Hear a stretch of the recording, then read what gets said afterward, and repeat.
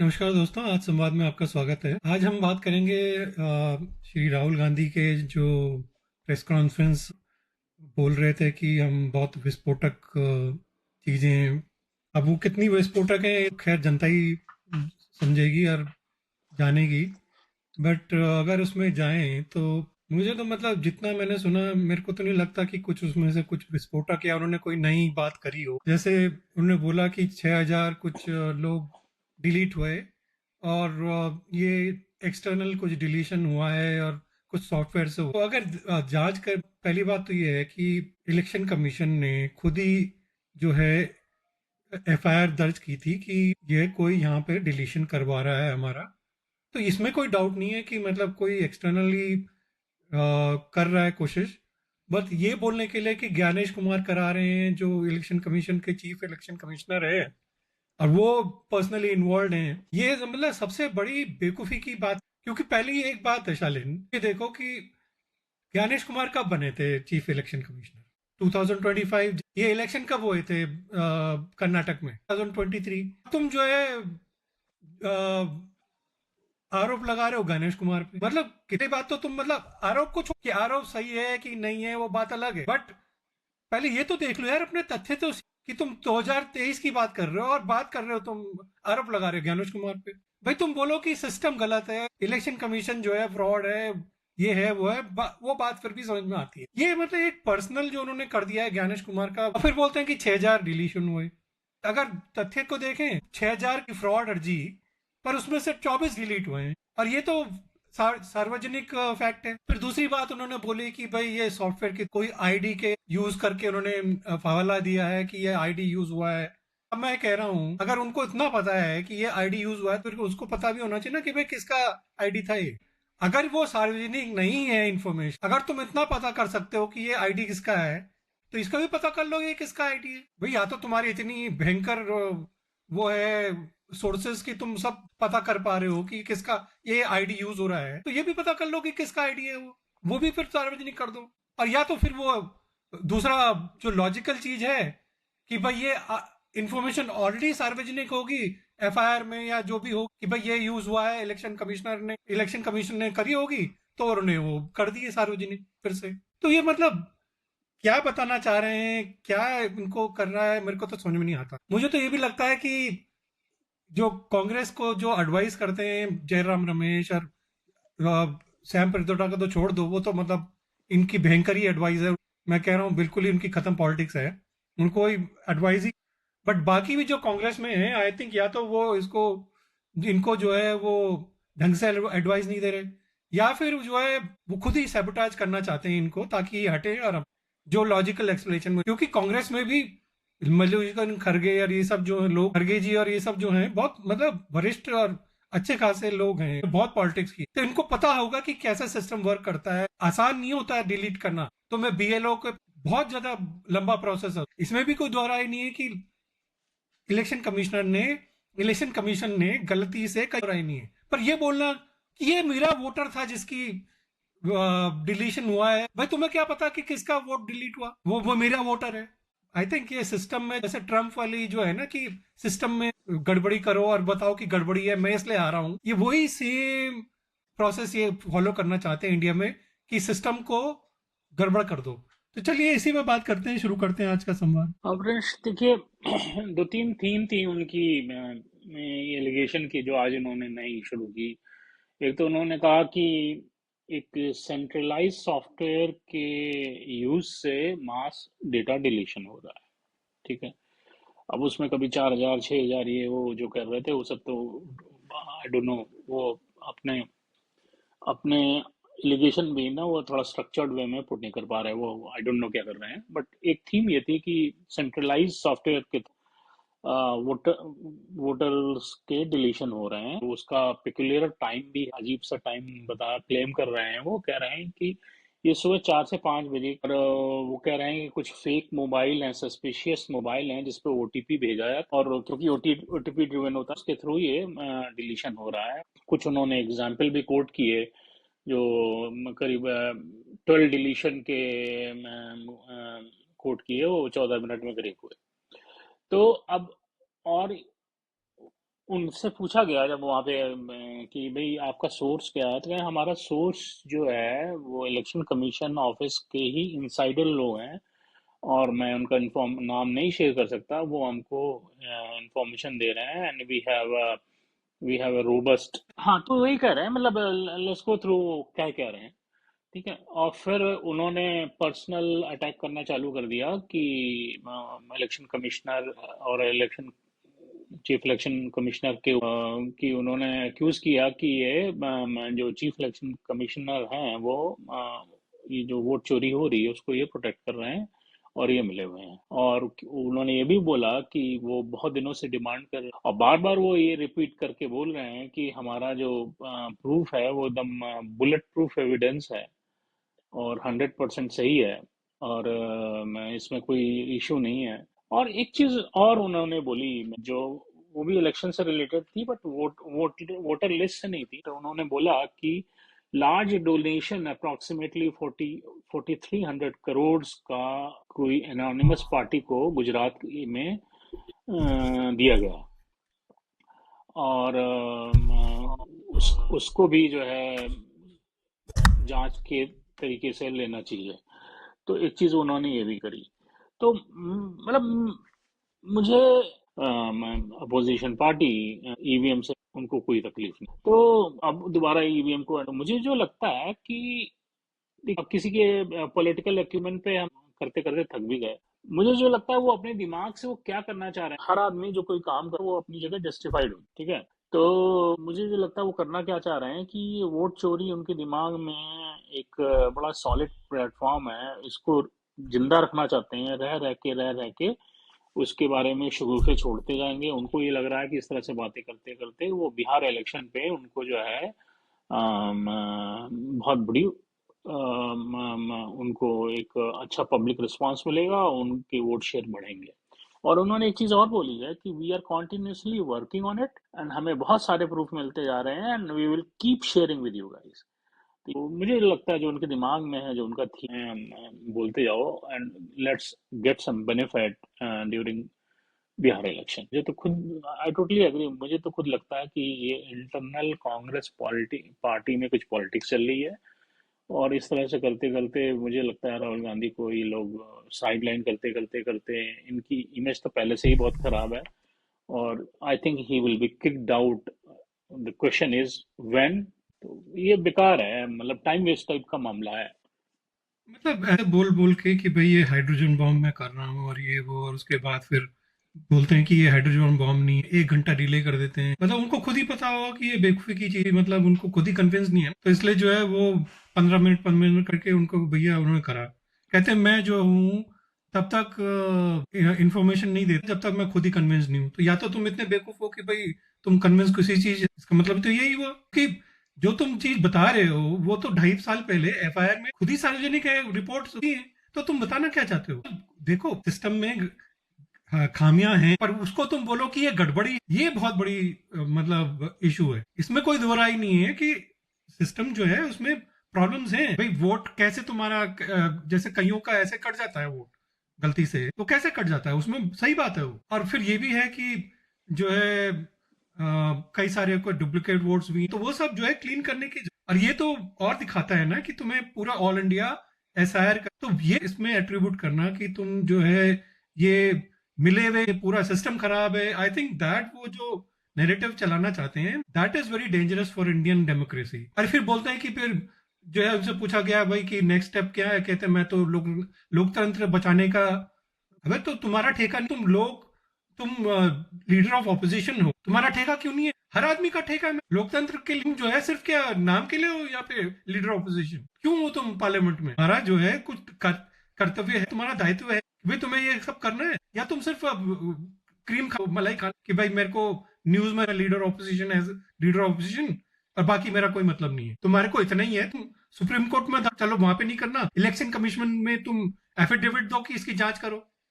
अगर तुम्हारा मंशा ठीक तुम ये करोगे ना। अगर तुम्हारी बेवकूफी की बस ये है कि मेरे को पर्सनली मेरे को कोई अटैक ना कर पाए या मेरे को मानहानि का कोई दावा ना कर पाए, तो मैं तथ्य सामने ही नहीं रखूंगा। भाई बोलने के लिए तो मैं कुछ भी बोल दूं, भाई मैं कल कुछ भी बोल सकता हूं, वो कोई फर्क थोड़ी पड़ता है। बट ये है कि अगर इसको प्रूव करना है तो उसके लिए तुम्हें क्या बोलते हैं, इलेक्शन कमीशन में एफिडेविट देना पड़ता है ना, साइंड एफिडेविट। तुम देना नहीं चाहते, सुप्रीम कोर्ट तुम देना नहीं चाहते, जाने नहीं चाहते, कहते हैं सुप्रीम कोर्ट संज्ञान ले। क्यों ले भैया, सुप्रीम कोर्ट पास करोड़ों केसेस, तुम मतलब फालतू का तुम केस जबरदस्ती तुम्हारा है कोई इसमें जिसमें कोई दावा नहीं, या तो तुम ऐसा प्रूफ रख दो कि भैया सुप्रीम कोर्ट संज्ञान ले। तुम खुद ही मतलब कुछ नहीं करते हो और तुम चाहते हो कि भाई सब कुछ तुम्हारे हिसाब से हो ताकि तुम्हें राजा दे राज, ये तो चलेगा नहीं ना। ये जो उनका पर्सनल वो है कि ये तो मतलब इंडिया मेरी पपौती है, ये सब कुछ है, उसका वो उनका फ्रस्ट्रेशन बाहर आता है रोज के रोज। अभी और एक चीज और है रमेश की, इलेक्शन कमीशन ऑफ इंडिया ने तुरंत इस पे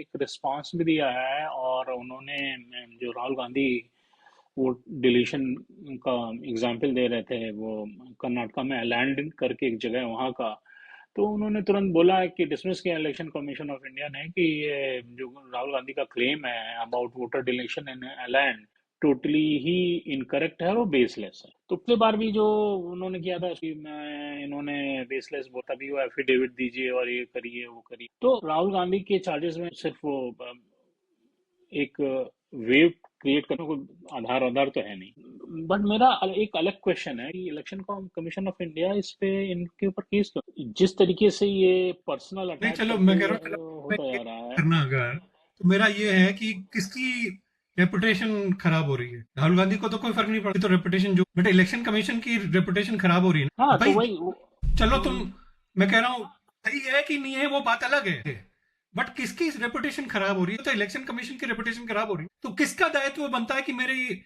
इलेक्शन मतलब मेरी जो है रेपुटेशन इलेक्शन कमीशन का बनता है। या तो तुम उसमें केस करो या फिर तुम इंडिपेंडेंट जांच करो, ताकि भाई जो भी उसका जांच का होगा तुम बोल दो अच्छा ठीक है हम इंडिपेंडेंट जांच करवा रहे हैं और जो भी होगा उसका हम माने। अब तुम ना तो कुछ करना चाहते हो, तुम बोलते हो आते हो बोलते हो नहीं ये बेसलेस है। अबे बेसलेस कैसे, लोग पूछेंगे ना कि ये बेसलेस कैसे, तुम बताओ बेसलेस कैसे। या तो तुम इंडिपेंडेंट जांच करवाओ ना उसकी, यार ना तो तुम उसको कोर्ट लेके जाते हो कि भाई उसको सू करो, ना तो तुम कुछ भी नहीं करना चाहते, बस आते हो हाँ ये बेसलेस है बेसलेस है, ये क्या मतलब हुआ। हाँ, तो वही तो कह रहा हूँ इसका मैं तो कि कोई इलेक्शन मतलब मुझे नहीं लगता है election. Election commissioner of India के ऊपर डायरेक्ट अटैक हो रहा है, और तो उनको एक लीगल राउट लेने की जरूरत है अगर वो उनके उनके काम में कोई प्रॉब्लम नहीं है, ठीक है। नहीं तो जो जो एक माइंडसेट और एक जो डाउट क्रिएट कर रहे हैं राहुल गांधी इलेक्टोरल प्रोसेस की इंटीग्रिटी पे इंडिया में, वो तो देखिए इस तरह से शोर मचाते जाएंगे, और जो है इलेक्टोरल इंटीग्रिटी जिसको कहते हैं वो तो अंडर क्वेश्चन आएगी।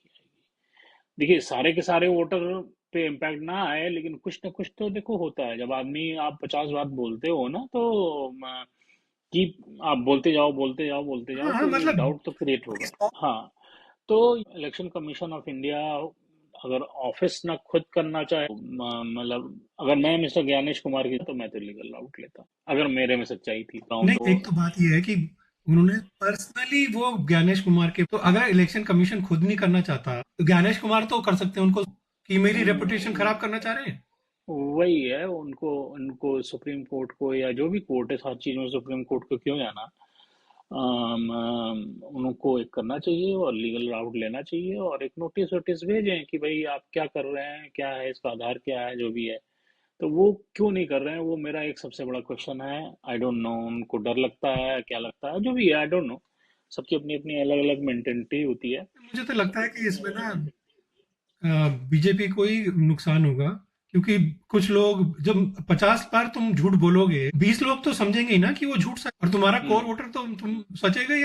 बजाय कोर वोटर के अलावा अगर कुछ एक्स्ट्रा वोटर्स भी समझ गए कि ये झूठ है तो जीतने की उनके बहुत संभावना है, और एक बार वो जीत जाएंगे फिर उनको कोई मतलब नहीं, फिर वो आगे बढ़ जाएंगे। अगर जीतते हैं तो उनको कोई दिक्कत नहीं है। अबे कर्नाटक में अलांग में तुम देख लो कि 2019 में बीजेपी का प्रत्याशी जीता था, और फिर 2024 में या 2023 में, 24 में कब हुआ था इलेक्शन वहां पे कर्नाटक में, तो 23 में 2018 में पहले हुआ था ना, या जो भी रहा होगा, मतलब मेरे को डेट्स में, पहले जब हुआ था इलेक्शन तो बीजेपी भी जीती थी। पिछली बार जब हुआ था कर्नाटक में तो ये भी जीते, कांग्रेस कैंडिडेट जीते। तो कांग्रेस कैंडिडेट जीते, पे वोट चोरी हो रही है, तो वो कैसे जीते फिर? और फिर तुमने कैसे सरकार बना? और ये भी नहीं सोचते कि अभी जो है एक वहां पे कर्नाटक हाई कोर्ट ने उन्हीं के कैंडिडेट जो 124 वोट से जीते, उसका इलेक्शन खारिज कर दिया। तो ये भी बताओ ना कि भाई मेरे कैंडिडेट का भी खारिज हुआ, मतलब इलेक्शन कमीशन जो है कुछ सिस्टम में वो तो जो जहां पे तुम्हारा कन्वीनियंट है, बट जो जहां तुम्हारे को लगता है कि ये ऑपोजिशन के लिए ये मतलब मैं बीजेपी को वहां तुम ला रहे हो, तो क्या बेवकूफी है ये तो तुम्हारे वही है। मतलब उस पे इंटेंशन पे तो फिर डाउट होता है ना। हाँ, तो वो इसीलिए तो कह रहे हैं कि इलेक्शन कमिश्नर ऑफ इंडिया को, जो कमिश्नर हैं, चीफ इलेक्शन कमिश्नर क्या बोलते हैं उनको, ज्ञानेश कुमार साहब, वो उनको लीगल राउट लेना चाहिए। वो चुप बैठे हैं, वो थोड़ा गलत है। तो भाई सबका अपना अधिकार होता है, और अगर उनको लगता है कि वो सच हैं तो उनको एक लीगल राउट लेना चाहिए। और इस पूरा जो ये अटर नॉनसेंस है, और क्या है मतलब। देखिए, मुझे जो लगता है बार भाई बार पढ़ा कि एक, लिखा लोग हैं ना, समझदार लोग तो समझेंगे ना इस बात को, बट जो अपना बायस्ड ओपिनियन रखते हैं वो तो फिर सुनने में उनको फिर रखेंगे ना, नुकसान है। अगर ऐसे ही सुन लेंगे, कहेंगे अरे हाँ इसीलिए हम नहीं जीत पा रहे, ये तो होगा ही ना। देखिए, भाई 60% तो एंटी मोदी है अब यहाँ देखिए मोदी इलेक्शन और में, उनसे बीजेपी को तो 40% ही मिलते हैं वोट। मोदी या उस चीज की बात तो अलग हो गई। मेरा एक अलग मैं इस पर व्यू पॉइंट डालना चाहता हूँ यहाँ पे। अगर आप इंडिया की, जो वर्ल्ड की लार्जेस्ट डेमोक्रेसी है, उसके आप प्रॉपर होमवर्क की, प्रॉपर प्रूफ के, ये तो ना मुझे जो लगता है कि जो एक थेरी है, कॉन्स्पिरेसी थेरी है, एक्सटर्नल वर्ल्ड के हाथों खेल रहे हैं, और वो इंडिया को डिफेम करना और इंडिया को पुल डाउन करने में। तो मेरे तो दिमाग में ये भी बात आती है, राइट। तो इस चीज को थोड़ा सीरियसली लेना चाहिए, क्योंकि इसमें सिर्फ बीजेपी या कांग्रेस की बात नहीं है, इसमें एक कंट्री की इलेक्टोरल इंटीग्रिटी की बात है। और इंडिया वर्ल्ड की सबसे बड़ी डेमोक्रेसी है। और मुझे लगता है कि election commission of India, government of India, और को तो इस पे एक स्ट्रिक्ट एक्शन लेना चाहिए। और मेरा तो हर बार घूम घूम के जुडिशरी पे आता है। और तो सुप्रीम कोर्ट ऑफ इंडिया क्या कर रहा है, इस इतने बड़े सीरियस एलिगेशन है, किधर सच है किधर झूठ है वो अलग बात है। सुप्रीम कोर्ट ऑफ इंडिया क्या कह रहा है, या इतना बड़ा एलिगेशन है जिसमें कंट्री की इमेज की बात है, उस पर वो कमेंट क्यों नहीं खैर कर चलो, रहे? अगर तुम्हें बीजेपी ही अपना इंडिपेंडेंट जांच करवा देना है, तो चलो इलेक्शन बी कमीशन को तो कोई फर्क नहीं पड़ता, उसको तो अपनी ड्यूटी करनी है, बट बीजेपी को तो फर्क पड़ रहा है, बीजेपी तो तो अपना इंडिपेंडेंट देखिए, जांच करवा लो एक। बीजेपी तो अलग हो गया, वो पॉलिटिकल पार्टी है। मेरा थोड़ा सा पॉइंट ऑफ व्यू इस पर अलग है, ये अरे कंट्री की गवर्नमेंट बात तो है। करवा सकती है, हाँ, तो गवर्नमेंट के ही तो गवर्नमेंट, इंस्टीट्यूशन है ना ये, गवर्नमेंट के मतलब इंस्टीट्यूशन तो हैं, तो गवर्नमेंट तो करा सकती है। गवर्नमेंट जो कहती है कि भाई हाँ मैं इंडिपेंडेंट, चलो ये रोज करते रहते हैं, मैं इंडिपेंडेंट हाई कोर्ट के या सुप्रीम कोर्ट के, तो ये तो कर सकते हो तुम। हाँ, तो गवर्नमेंट को इस पर स्टैंड लेना चाहिए, सुप्रीम कोर्ट ऑफ इंडिया को स्टैंड लेना चाहिए। इलेक्शन कमिश्नर जो हैं, I am not talking about a person, जो वो पोस्ट है उसको इस पे स्टैंड लेना चाहिए, तो काम करना चाहिए। ये थोड़ा अनफॉर्चुनेट है कि ये सारे लोग कुछ बोल नहीं रहे हैं, चुप बैठे हैं, वो ठीक नहीं। ये थोड़ा सा सीरियस है, तो ढंग वही से है, लेना मतलब इंडिया के इंस्टीट्यूशंस को एक्चुअली अंडरमाइन करने की कोशिश हो रही है, और चाहिए। बट यही है कि चलिए देखते हैं कि क्या होता है इसमें।